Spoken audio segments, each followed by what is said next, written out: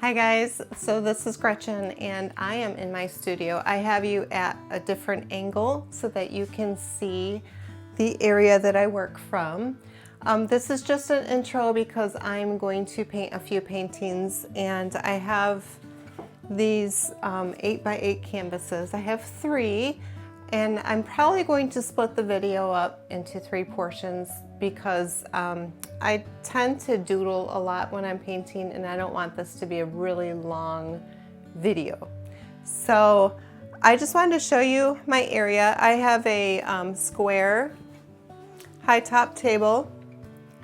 I have plastic up my walls, as you can see, because I do have a lot of splatter that happens when I'm painting.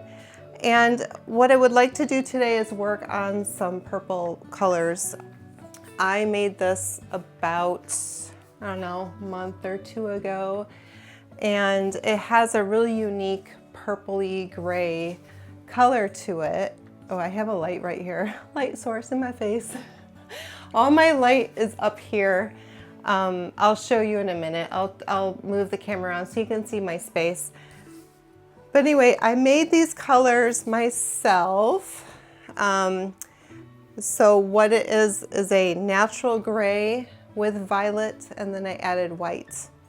I also have a medium silver, a gray, a dark metallic gray, a metallic purple, metallic orange, neon magenta. So I'm gonna use some fun colors with it too.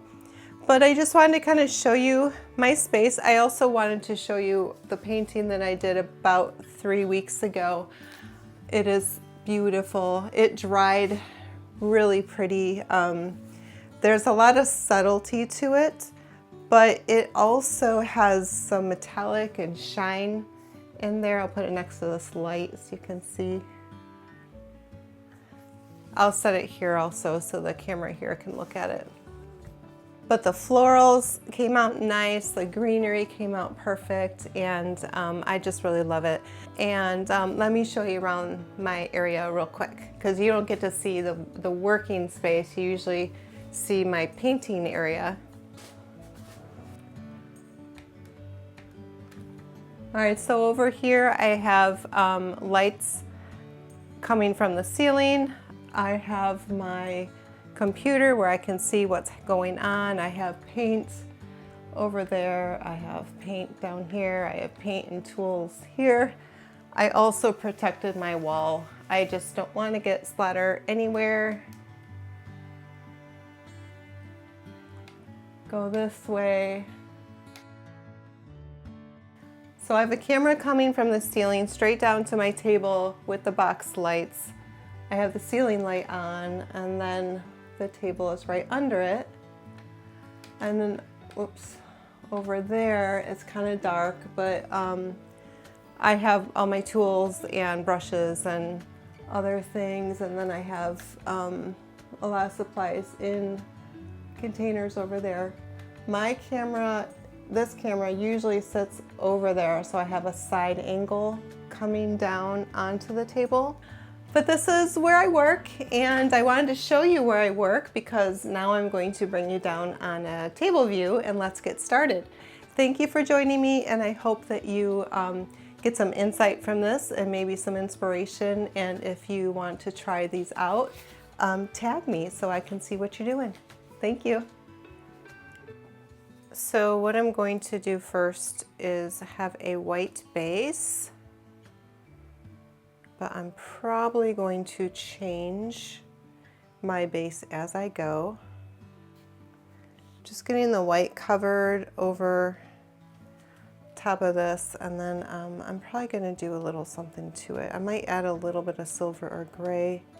So white is really pretty by itself, but I think I'm going to use this gray here.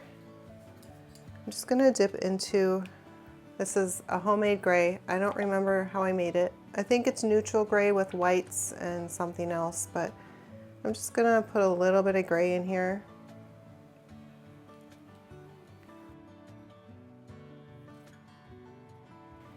And woo! And then I'm going to move it on the canvas. I'm gonna blend it this way. I need some on this corner. I like this better.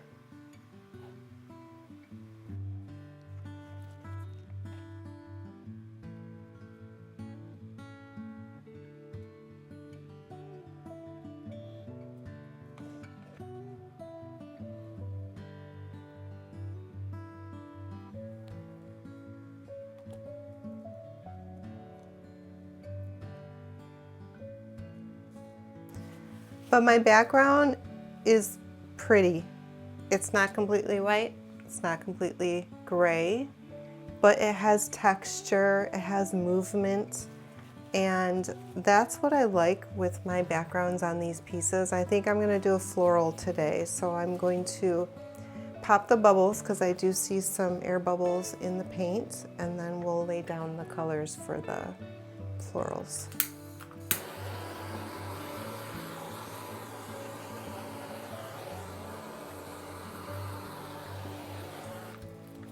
This is a like a dark gray. I'm going to use this. I think I'm only going to use one bunch of flowers, so I only need one puddle. I have a metallic purple.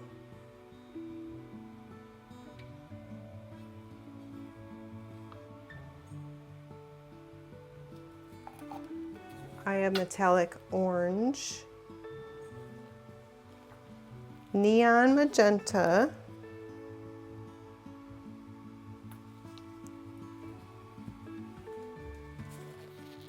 violet. I know it's falling, that's okay. And then I have an apricot orange, which is a pearl color. And then I have some Master's Touch white. All right, I'm gonna stick with these colors for now, and if I decide I need something more in the flowers, that's where we're gonna get the flower color. So I'm going to put just a little bit of white surrounding my color because I'm gonna have to get all of this to pour off at the bottom eventually. I want a little more of this metallic purple. And this color. I think I used all my colors, so I think we're ready. So this is just a flicking motion. There's not a lot of canvas, so I'm going to flick, let it fall, flick again. I'm gonna go through the process a few times, but I don't have very far to flick.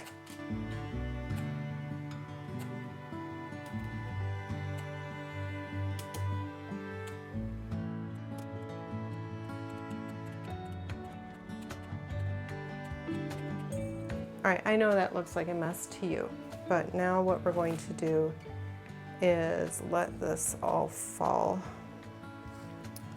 I'm going to turn it this way and let it fall on the wax paper. That's pretty. Let's stop there.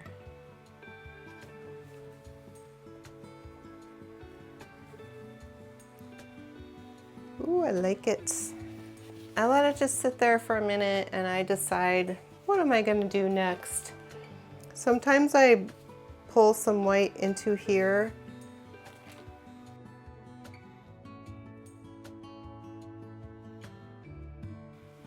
The reason I moved it over is I want access to this paint, and then there's a lot of purple right here that I might want to use. So now I have to decide how I want to move my colors, and I want to use some of this.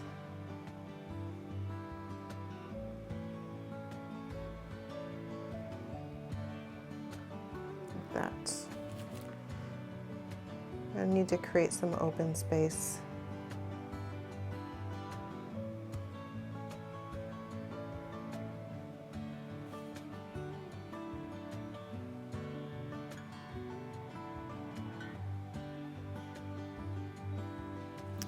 See how I'm pulling color from my table and I can use it to add into my painting.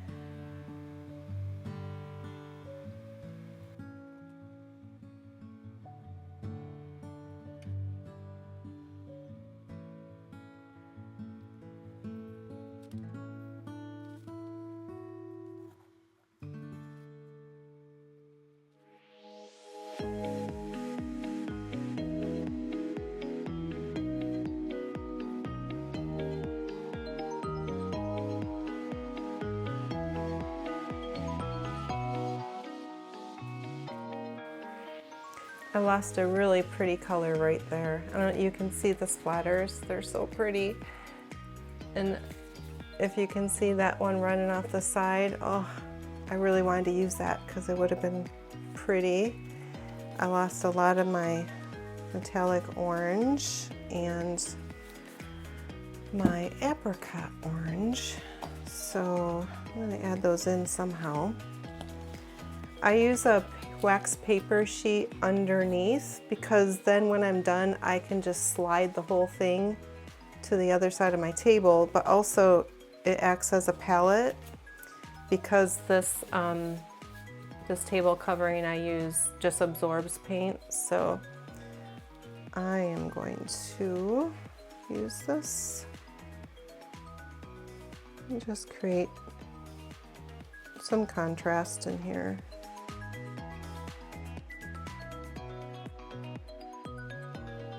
I'm gonna move the paint that way now because I know there's a lot of paint in here, and I'm gonna just see what happens when I tilt it the other way. Yeah, there's a lot of paint in there. I don't know if you can see it moving, but it is definitely kind of built up in the middle.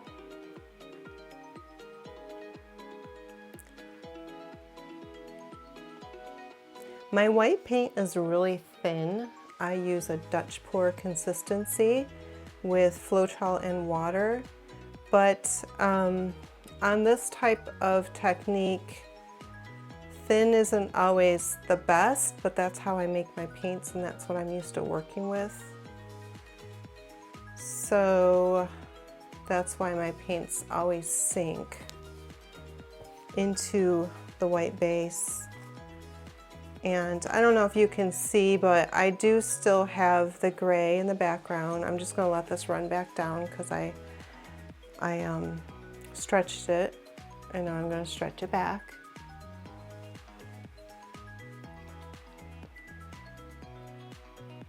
And this is why I prefer to do one painting per video, because honestly it does take me a while to do all this.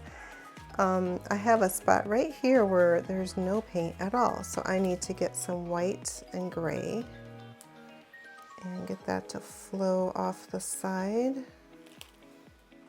I wonder if I touched it. I may have touched it with my fingers, but all right, so we're good there. So now there's more color in there. I do want to add a little bit more violet because I let my violet run off and I like the violet.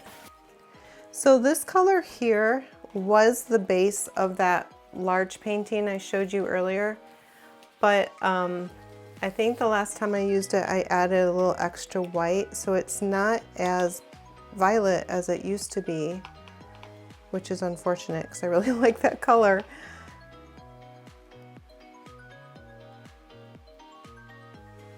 I'm just going to add a little in here.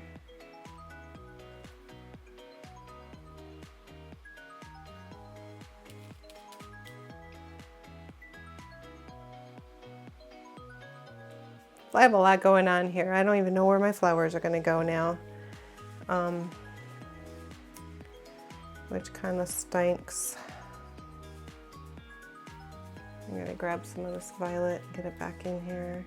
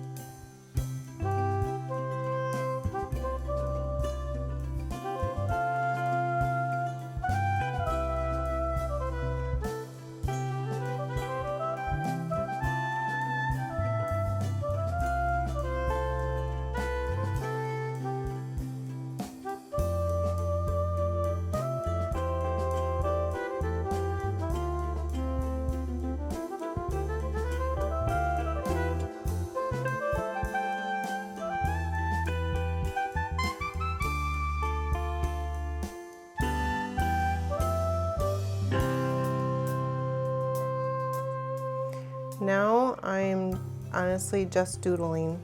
This is what I call doodling with paint, with wet paint.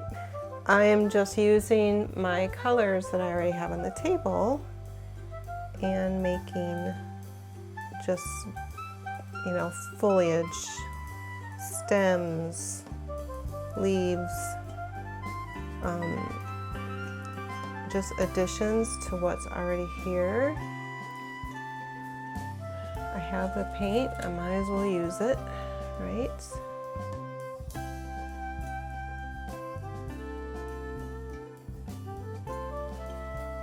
All right, I'm just gonna let that sit a minute. I need to look at it. I need to rest. I need to think about it. I might need to blow the flowers again. Oftentimes I'll blow the flowers 2 or 3 times because they sort of shrink back in. The problem is I have a lot of these pretty cells in my flowers and I don't want to lose them. I'm gonna try to stretch it this way. See what happens.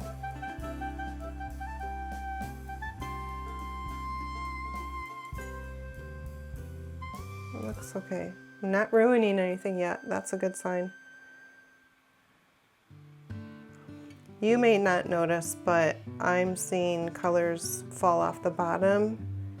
Yeah, and it's stretching everything so it's not as crazy busy. I don't think you can tell the difference, but I can. So my corners are already drying. You won't see it, but my corners are drying. There's still a lot of paint here. It's still workable. Ooh, I have a flower down there. I need to cover that with white. That doesn't look right. If you see any mistakes that you're making when you do this, as long as you have your base color, you can look for them and just cover them up. All right, I'm gonna attempt to blow my flowers again. I will lose some of my cells, unfortunately, but I want them to pop out a little more.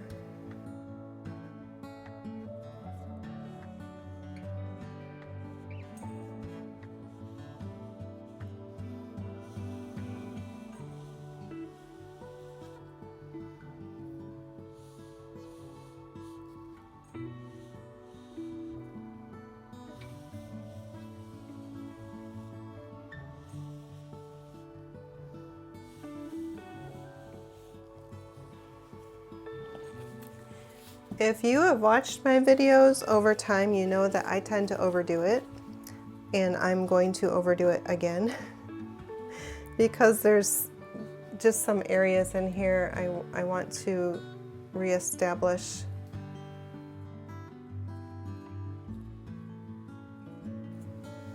When I stretched it out, I lost some of my details over here, so I'm just gonna put them back in.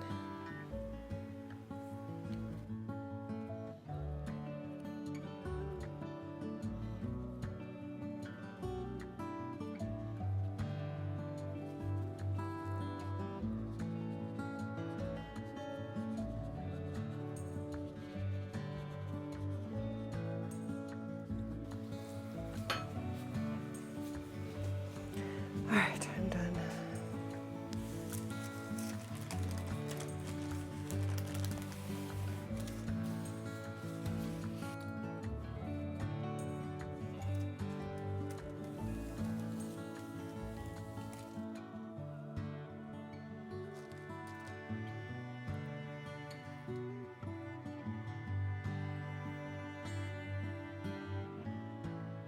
There it is.